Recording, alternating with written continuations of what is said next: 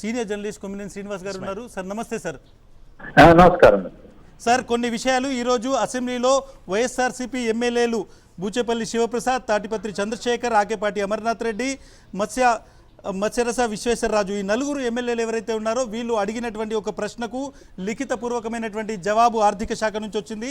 ఆ జవాబులో ఏముంది అనంటే, గత 5 ఏళ్ల కాలంలో, అంటే జగన్మోహన్ రెడ్డి ముఖ్యమంత్రిగా ఉన్నటువంటి 5 ఏళ్ల కాలంలో, నేను డేట్స్ కూడా చెప్తున్నాను సార్, 2018-19 ఆర్థిక సంవత్సరం అయిపోయే నాటికి ఈ రాష్ట్రంలో ఆంధ్రప్రదేశ్లో ఉన్నటువంటి మొత్తం అప్పు, అంటే చంద్రబాబు నాయుడు ముఖ్యమంత్రిగా దిగిపోయే నాటికి 2,57,509 కోట్ల రూపాయలు అప్పు ఉంది. ఎట్ ద సేమ్ టైం 2023-24 ఆర్థిక సంవత్సరం ముగిసే నాటికి, అంటే జగన్మోహన్ రెడ్డి ముఖ్యమంత్రిగా చివరి టైం, అంటే ఆయన దిగిపోయే నాటికి ఉన్నటువంటి టైము లో 4,91,734 కోట్లు, అంటే కేవలం 2,34,255 కోట్ల రూపాయలు మాత్రమే ప్రభుత్వము డైరెక్ట్గా చేసినటువంటి అప్పులు. దీనికి అదనంగా ఇంకొక కాలం కూడా ఉంది సార్, అవుట్ స్టాండింగ్ డెప్ట్ of PSUs with government guarantees as per the AG accounts, ఇంకొక నంబర్ ఉంది.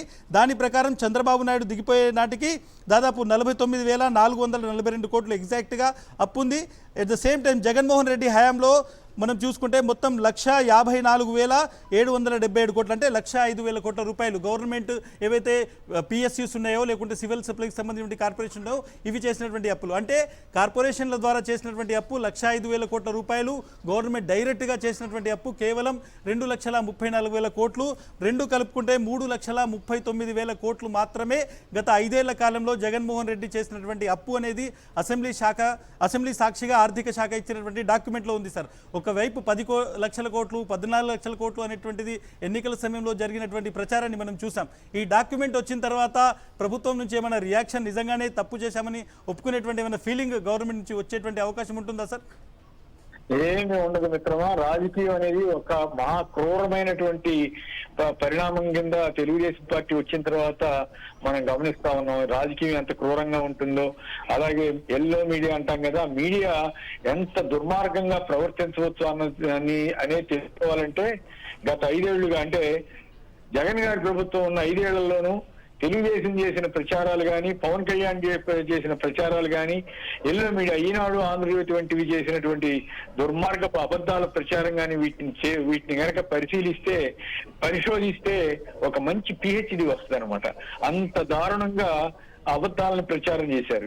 నిజానికి ఇతర రోజుల్లో ఈ 10 లక్షలు, 14 లక్షలు నోటికి వస్తే అది ప్రచారం చేశారు. విశేషం ఏంటంటే, వినేవాడికి ఎట్లా ఉండేదంటే, మొత్తం జగన్ వచ్చిన తర్వాత 14 లక్షల కోట్లు చేశారేమో అన్న భ్రమ కల్పించేలాగా ప్రయత్నం చేశారు. అది శ్రీలంక అయిపోద్దన్నారా, అదన్నారు, ఇదన్నారు. మొన్న జగన్ గారు చాలా స్పష్టంగా మొత్తం దాదాపు ఇవే పాయింట్లతోటి 4,94,000 కోట్ల ఫిగర్ను చూపించి మరి, అయ్యా ఇది పరిస్థితి, ఏం సమానం చెప్తారంటే, ఇప్పటి వరకు చంద్రబాబు నాయుడు గారు కానీ, పవన్ కళ్యాణ్ గారు కానీ, లోకేష్ గారు కానీ, ఆర్థిక మంత్రి కేశవ్ గారు కానీ ఎవరు నోరు విప్పలేకపోతున్నారు. ఎందుకంటే వాళ్ళకి తెలుసు వాళ్ళు తప్పు మాట్లాడారు, అబద్ధాలు చెప్పి అధికారంలోకి వచ్చామని వాళ్ళకి తెలుసు. అయితే దాన్ని కవరప్ చేసుకోవడానికి ఏదో వేరే డైవర్షన్ పాలిటిక్స్ వెళ్తున్నారు తప్పితే ఇంకోటి కాదు. నిజానికి చిత్తశుద్ధి, నిజాయితీ కలిగిన ప్రభుత్వం అయితే, ఎస్ మేము ఎన్నికల ప్రచారం అప్పుడు ఇట్లా చెప్పాం, తప్పు చెప్పాం, అందుకు మమ్మల్ని మన్నించండి అని అడగాల్సినటువంటి చంద్రబాబు, పవన్ కళ్యాణ్లు ఇప్పుడు అసలు ఆ అప్పుల గురించి మాట్లాడట్లేదు. చూడండి, నిజానికి జగన్ గారి టైంలో ఒక్క లాస్ట్ 1 year మాత్రమే 60,000 కోట్లు ఆ ఏడాది చేశారు.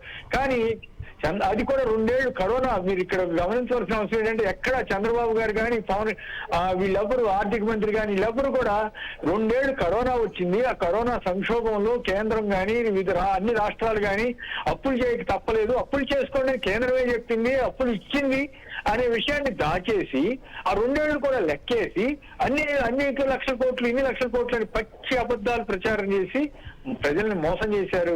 ఆ మోసం సరే దానివల్లే గెలిచారా, లేకపోతే ఇంకా రకరకాల సూపర్ సిక్స్ లేదా ఈవీఎంలు గెలిచారా అనేది పక్కన పెడితే, బట్ ఏమాత్రం రాజకీయాల్లో నిజాయితీ లేకుండా వ్యవహరించారు అనడానికి ఎంతకంటే పెద్ద నిదర్శనం ఉండాల్సిన అవసరం లేదు. మొన్న జగన్ గారు ఈ అంకెలన్నింటినీ చూపించి ఫలానా విధంగా జరిగిందని చాలా నిజాయితీగా ఆధారంతో అబద్ధాలు చూపించారు. కానీ ఐదేళ్లలో చంద్రబాబు గారు చెప్పిన అబద్ధాలకు కానీ లేదా ఈనాడు రాసిన పచ్చి అబద్ధాలు, ఉదాహరణకి నేను మొన్న ఒక యూట్యూబ్ లో విన్నాను, ఫిబ్రవరి 14వ తారీఖు అంటే సుమారుగా ఒక రోజు అటు ఇటు ఉందేమో, 2023 నాటికే 9,65,000 కోట్ల అప్పు ఉందని రాశారు. ఏమని రాశారు? అక్కడితో ఆగల. పార్లమెంట్ లో అప్పుడు 4,24,000 కోట్లే అప్పు ఉందని చెబుతున్నారు, కానీ ఆంధ్రప్రదేశ్ లో 9 లక్షల కోట్లకు పైగా అప్పు ఉంది, జగన్ గారు మిగతా 5 లక్షల కోట్ల అప్పు దాచేశారని రాశారేంటండి? అది నాకు గుర్తులేదు. సార్ ఒక నిమిషం మిమ్మల్ని ఒక్కసారి ఇంటరప్ట్ చేస్తాను సార్. ఈ రోజు అసెంబ్లీలో ఈ ఆన్సర్ ఇచ్చినటువంటి కూటమి ప్రభుత్వం 2023-24 సంవత్సరానికి అంటే ఇప్పుడు భయపెట్టారు. వాస్తవం ఏంటంటే రాష్ట్రం యొక్క మొత్తం అప్పు వాళ్ళు చూపెట్టింది 4,91,734 కోట్లు. అంటే జగన్మోహన్ రెడ్డి ముఖ్యమంత్రి పదవీ కాలం ముగిసే సమయానికి 4,91,734 కోట్ల రూపాయలు మాత్రమే అప్పు ఉంది. ఇందులో 2,57,000 రూపాయలు చంద్రబాబు హయాంలో జరిగినటువంటి అప్పు. అంటే ఇందులో 14 లక్షలు ఎక్కడి నుంచి వచ్చింది, 9 లక్షలు ఎక్కడి నుంచి వచ్చింది, 10 లక్షలు ఎక్కడి నుంచి వచ్చింది అనేటువంటి దానికి కనీసం వాళ్ళు సమాధానం ఇచ్చేటువంటి ఒక అది కూడా కనబడలేదు ఎక్కడ కూడా. వాస్తవం. ఎందుకంటే అది నిజానికి ఇప్పుడు రాష్ట్రంలో మనోభావాలు దెబ్బతిన్నాయంటూ పిచ్చి కేసులు పెడుతున్నారు కదా. ఇప్పుడు ఇన్ని అబద్ధాలు ఆడినందుకు వీళ్ళ మీద ఏ కేసు పెట్టాలండి? వీళ్ళ మీద పెట్టాలి. ఇంత దారుణమైనటువంటి అబద్ధాలు ప్రచారం చేస్తారా? ఆంధ్రప్రదేశ్ బ్రాండ్ ని దెబ్బతీశారు, ఆంధ్రప్రదేశ్ ఎంత పరువు నష్టం చేయాలో అంత చేశారు అనేటువంటి పరిస్థితిలో ఇప్పుడు వీళ్ళ మీద కేసులు పెట్టాలి తప్ప ఈ సోషల్ మీడియాలో అది జరిగింది ఇది జరిగిందని వాళ్ళు తిట్టారు వీళ్ళు తిట్టారు అది ఒకళ్ళ మీద పెట్టి ఇంకొకళ్ళ మీద పెట్టకుండా కథ నడుపుతున్నారు. కానీ యాక్చువల్ గా ఇటువంటి అబద్ధాల మీద మొత్తం సమాజం చర్చించాలి, దేశం చర్చించాలి, ఆంధ్రప్రదేశ్ ప్రజలు ఆలోచించాలి. ఇలాంటి అబద్ధాల ప్రభుత్వాన్ని మనం ఎన్నుకున్నదని వాళ్ళు చర్చించుకోవాల్సిన పరిస్థితి. దీని మీద ఎక్కడికక్కడ చంద్రబాబు గారిని వాళ్ళని నిలదీయాలి. అయ్యా మీరు చెప్పారు కదా, మరి ఇప్పుడు మీరే ఇస్తున్నారు ఈ లెక్కలు, కేసీఆర్ గారు ఇచ్చిన లెక్కల ప్రకారం ఎట్లా ఉన్నాయంటే అని అడగాలి. ఆర్థిక మంత్రి వివరణ ఇవ్వాలి. ఇవ్వకపోతే ఏంటి? మోసం చేసి గెలిచినట్లే, అబద్ధాలతోటి అధికారంలోకి వచ్చినట్లే అనేది ఎస్టాబ్లిష్ అవుతుంది మిత్రమా. Right sir, thank you so much sir మీ విశ్లేషణ ఇచ్చినందుకు.